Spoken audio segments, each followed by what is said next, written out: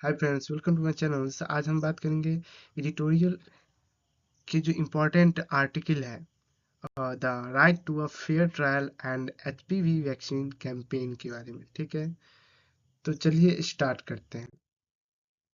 सबसे पहले bells, UAPA और राइट्स टू पर्सनल लिबर्टी के बारे में बात करेंगे, जो कि आर्टिकल में ये तीन मेन टॉपिक है। ठीक है, जो कि GS paper second, constitution, judiciary, internal security और प्रीलिम्स और मेंस के पॉइंट ऑफ व्यू से बहुत ही इम्पोर्टेंट हो जाता है। इसके अंदर हम लोग पर्सनल लिबर्टी, उसके बाद बेल, ज्यूरिस्प्रूडेंस, उसके बाद criminal justice reform, under trial prisoners और जुडिशरी अकाउंटेबिलिटी के बारे में डिस्कस करेंगे। सबसे पहले बात करते हैं आखिर न्यूज में आया क्या था। जो न्यूज है, ठीक है, एक पर्सन, एक्यूज्ड पर्सन है, जो कि UAPA unlawful activity prevention act के तहत डिटेंड किया गया है। ठीक है, और उसके बेल पर, स्पीडी ट्रायल पर और उसके जो राइट्स टू पर्सनल लिबर्टी है, इस पे चर्चा हो रही है। जो कोर क्वेश्चंस क्या है आर्टिकल में, can an accused be kept in a prison for years without convictions merely because the trial is delayed? क्या कोई accused है जो पर्सन है, उसको सालों तक कैद में रखना बिना कन्विक्शंस के, बिना उसके दोष सिद्ध हुए, और ये भी क्योंकि ट्रायल में डिले के कारण, केवल ट्रायल में डिले के कारण, ये क्या अच्छा है? ठीक है, तो इसके बारे में डिटेल से इस आर्टिकल में बताया गया है। कॉन्स्टिट्यूशनल फाउंडेशन आर्टिकल 21 के अनुसार जो पर्सन है, कोई भी पर्सन्स का जो उसका लाइफ होता है, उसके लाइफ और पर्सनल लिबर्टी को डिप्राइव्ड नहीं किया जाएगा except according to the procedures established by law. इसके अंदर आर्टिकल 21 के अंदर right to life with dignity, right to personal liberty, right to a fair trial and right to a speedy trial, ये चार अभी इस आर्टिकल के तहत डिस्कस किया गया है। जो की आइडिया है, जो delay in justice can itself violate the article 21। अगर जस्टिस में, न्याय में अगर डिले है, तो ये एकदम से आर्टिकल 21 को वायलेट करता है, क्योंकि इसमें लाइफ, पर्सनल लिबर्टी का हनन होता है। ठीक है,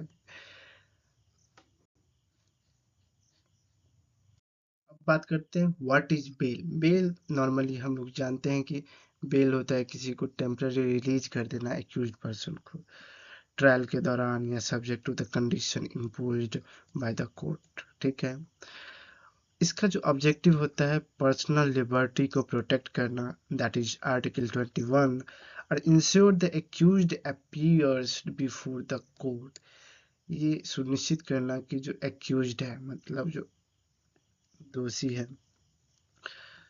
है कि नहीं, उसको कोर्ट के सामने प्रस्तुत हो। Maintain the principle of the innocent until proven guilty, दोषी सिद्ध होने तक इसको इनोसेंट प्रिंसिपल्स में माना जाए। बेल डज नॉट मीन एक्वेटल्स, मतलब पूरी तरह से रिहा नहीं होता है। ठीक है, अब बात करते हैं यूएपीए। आखिर जिस एक्ट के अंदर कोई भी पर्सन अभी जो करेंट सिचुएशन में अंडर गया है, तो वो है यूएपीए। यूएपीए का जो फुल फॉर्म है अनलॉफुल एक्टिविटीज प्रिवेंशन एक्ट 1967। इसका पर्पज ये रहता है कि जो टेरिटरीज एक्टिविटी है हमारे कंट्री में, किसी भी एरिया में, उसको प्रिवेंट करना, मतलब रोकना। इंडिया का जो सॉवरेनिटी है, इंटीग्रिटी है, उसको प्रोटेक्ट करना, और टेररिस्ट ऑर्गेनाइजेशन और एक्टिविटीज के साथ डील करना। और फीचर्स की बात करें तो स्ट्रिंजेंट बेल प्रोविजंस, बहुत ही स्ट्रिक्ट बेल प्रोविजंस है इस यूएपीए के अंदर। एक्सटेंडेड पीरियड्स फॉर इन्वेस्टिगेशन, और इन्वेस्टिगेशन में इसके पीरियड को एक्सटेंड किया जाता है, और broad power to investigation agency जो होते हैं इस मामले में जो इन्वेस्टिगेट करते हैं उनके पास बहुत ज़्यादा पावर होती है। अब बात करते हैं why is bail difficult under UAPA. जैसा कि बताएं यूएपीए के अंदर बेल बहुत ही डिफिकल्ट होता है, प्रोसेस ज़्यादा होता है, इन्वेस्टिगेशन तगड़ा होता है। तो आखिर होता क्यों है?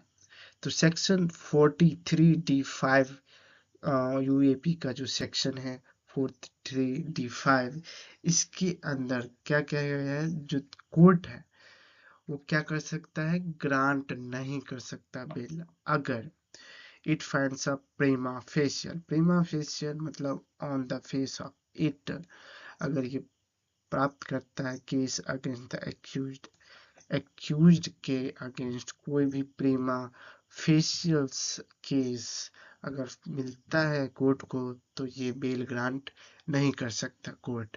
कंसिक्वेंसेस क्या हो सकते हैं? Bail becomes an exception, bail एक एक्सेप्शंस बन जाएगा उस समय।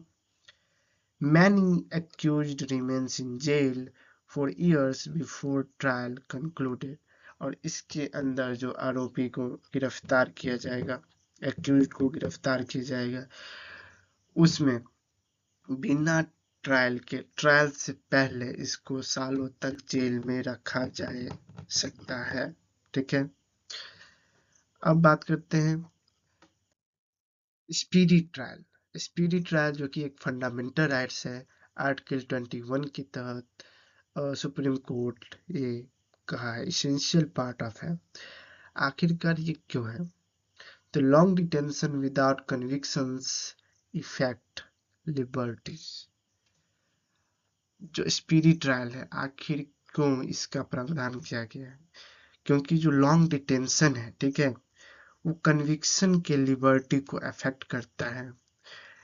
जस्टिस में जो डिले होती है जिसके कारण पब्लिक कॉन्फिडेंस कम हो जाती है, और extended incarcerations may becomes punishment without guilt being proved, और इसमें जो पनिशमेंट है हो सकता है बिना गिल्टी के दिया जा सकता है।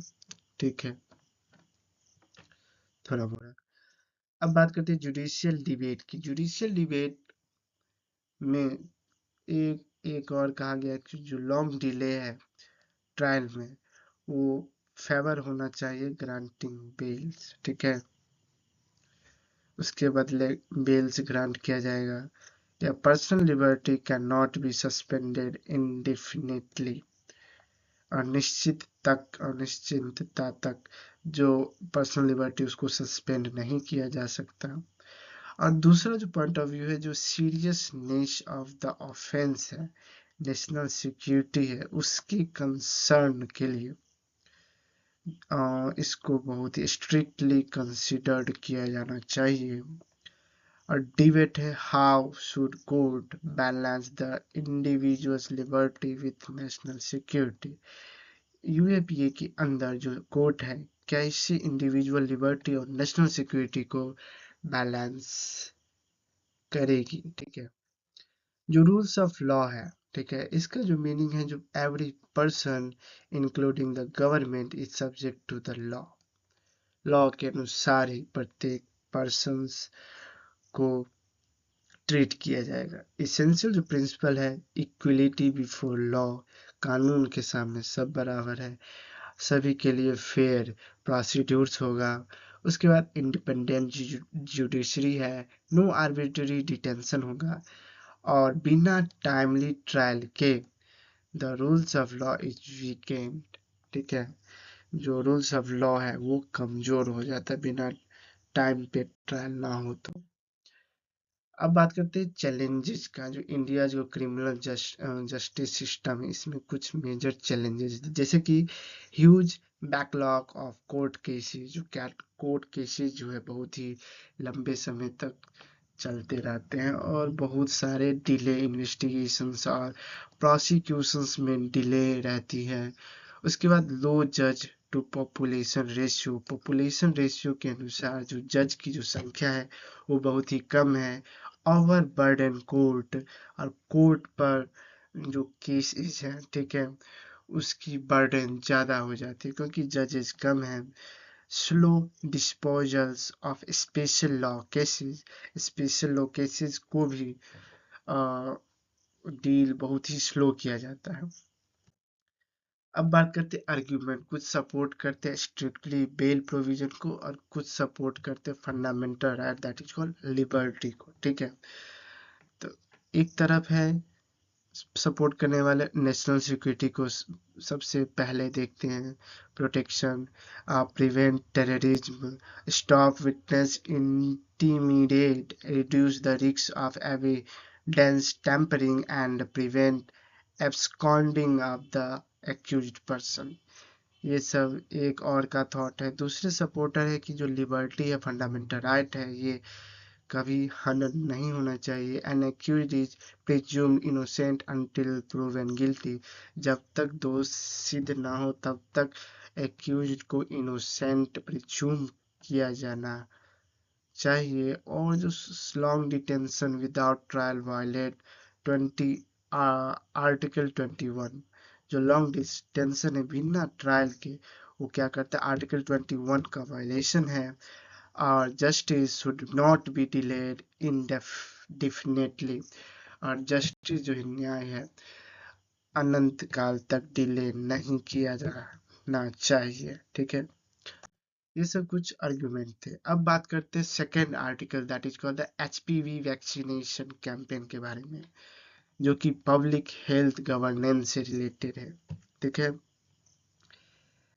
इसमें जो न्यूज, इसके अंदर जो न्यूज है, जो गवर्नमेंट्स है nation wide HPV vaccine drive कर रही है, ठीक है, 2026। आखिरकार ये एचपीवी क्या है? एचपीवी जो वैक्सीन है इंडिया में लॉन्च किया गया किसके लिए? तो 1.15 करोड़ गर्ल्स के लिए, जो कि 14 to 15 ईयर्स की जो गर्ल्स है इनके लिए।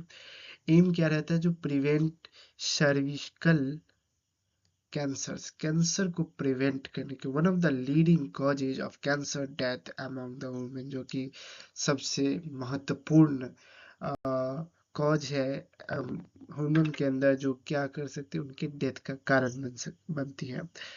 Demonstrate how public health policy behaves, ठीक है। इसमें ये बताते हैं कि जो पब्लिक हेल्थ पॉलिसी है इसको हम कैसे प्रिवेंट कर सकते हैं, ठीक है। Behavioral science, local governance, and can improve healthcare delivery। इस आर्टिकल के अंदर हम लोग जो डिस्कस करेंगे वो सबसे इम्पोर्टेंट है हेल्थ के लिए, ठीक है। उसके बाद गवर्नेंस के, जो कि जीएस पेपर 2 है, ऐसे एथिक्स और प्रीलिम्स के पॉइंट ऑफ व्यू से बहुत ही रिलेवेंट हो जाता है। अब बात करते हैं आखिरकार ये सर्विकल कैंसर है क्या। जो सर्विकल कैंसर है ये सर्विक्स में डेवलप होती है, ठीक है। सर्विक्स मतलब होता है जो lower part of the uterus होता है, यूट्रस का जो निचला पार्ट है।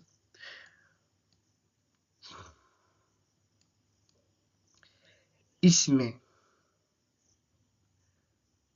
कैंसर की संभावना जो होती है उसको बोलते हैं cervical cancer. Second most common cancer among the Indian womens में सबसे सेकेंड मोस्ट कॉमन कैंसर है, जिसमें इंडिया का जो रिपोर्ट है 1.2 lakh new cases and around 80,000 death annually. लगभग साल में 80,000 महिलाएं इस कैंसर से मर जाती है, ठीक है, डेथ होती है। Nearly 95% of the cervical cancer cases are caused by persistent infection with high risk human papilloma virus, जो एचपीवी वायरस है, इसके कारण ये होता है सर्विशियल कैंसर, ठीक है। प्रीलिम्स के लिए जो फैक्ट है, सर्विकल कैंसर जो है largely preventables through vaccination and screening. ठीक है, ये रोका जा सकता है और रोकथाम किया जा सकता है, ठीक है, वैक्सीनेशन के द्वारा। अब बात करते हैं जो एचपीवी है, ह्यूमन पैपिलोमावायरस क्या है। एक कॉमन वायरस है, वायरस इन्फेक्शन है जो कि ट्रांसमिटेड होते हैं थ्रू सेक्सुअल कंटैक्ट कंटैक्ट के, ठीक है, सेक्सुअल कंटैक्ट के थ्रू ये वायरस ट्रांसमिट होते हैं। Most infections resolves naturally but some high risk strains can lead to the cervical cancer। Naturally ये ऑकर कर जाते हैं, इन्फेक्शन हो जाती है, ठीक है,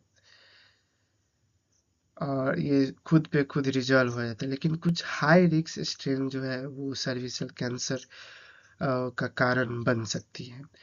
इसके प्रिवेंशन के लिए एचपीवी वैक्सीनेशन होना चाहिए, रेगुलर सर्विकल स्क्रीनिंग और उसके बाद सेफ सेक्सुअल प्रैक्टिसेस, ठीक है, ये सब प्रिवेंशन के तकनीक है। अगर पीवीसी वैक्सीन है, इसका दिया जाता है वैक्सीन, तो इसका पर्पज क्या है।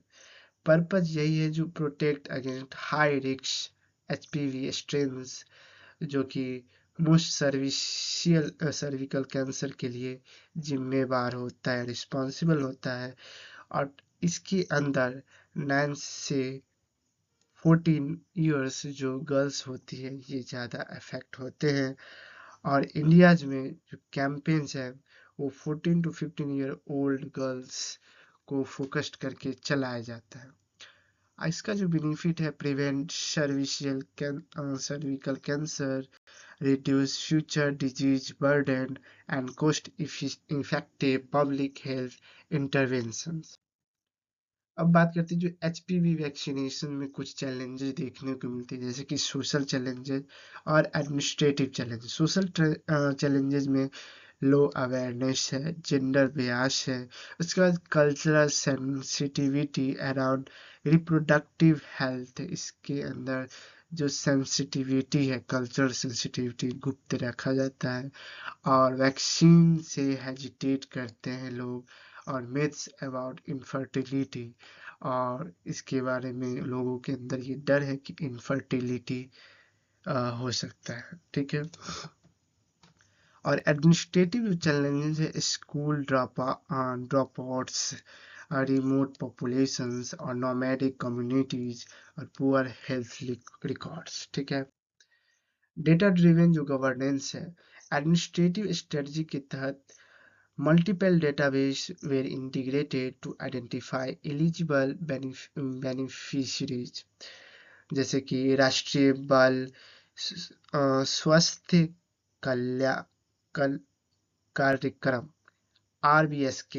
उसके बाद है रामा ग्राम पोर्टल मध्य प्रदेश के लिए, और लाडली लक्ष्मी योजना बेस्ट, ये सब इसी उद्देश्य से चलाए गए प्रोग्राम्स है, ठीक है। इसके अंदर एलिजिबल बेनिफिशियरी को आइडेंटिफाई किया जाता है। इसके जो बेनिफिट्स है, एक्यूरेट बेनिफिशियरी लिस्ट एक लंबा तैयार होता है कि कौन कौन से एक्यूरेट बेनिफिशरीज हैं। उसके बाद मिस्ड चिल्ड्रन को इसमें आइडेंटिफाई किया जाता है और बेटर मॉनिटरिंग और प्लानिंग की जाती है। अब बात करते हैं बिहेवियर न्यूज अप्रोच।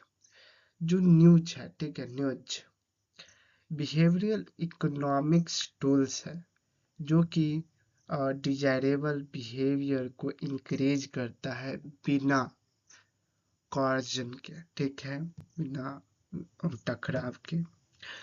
एग्जाम्पल देखने को मिलते हैं कि informing families that vaccination was due, family को इन्फॉर्म किया जाएगा कि जो वैक्सीनेशन है अभी भी बाकी है।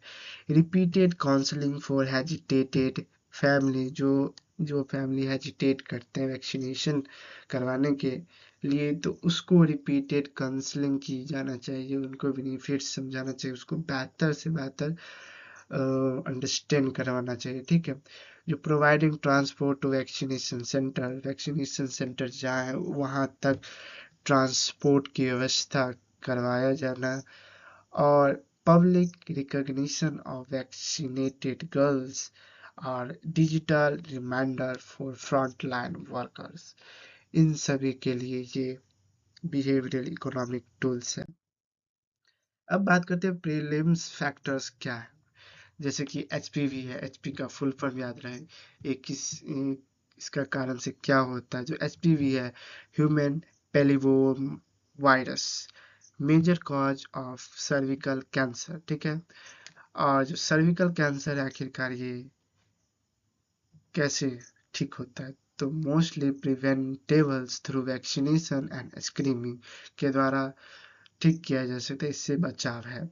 और ये जो ग्रुप है, किस ग्रुप को टारगेट किया जाता है, तो गर्ल्स जो कि लगभग 9 to 14 ईयर के आसपास होती है।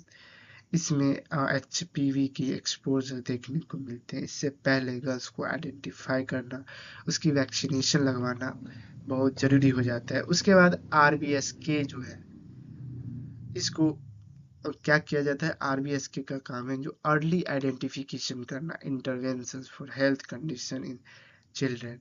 उसके बाद समग्र जो है, integrated social registry of Madhya Pradesh, specially Madhya Pradesh में ये प्रोग्राम चलाया गया, कैंपेन चलाई गई है।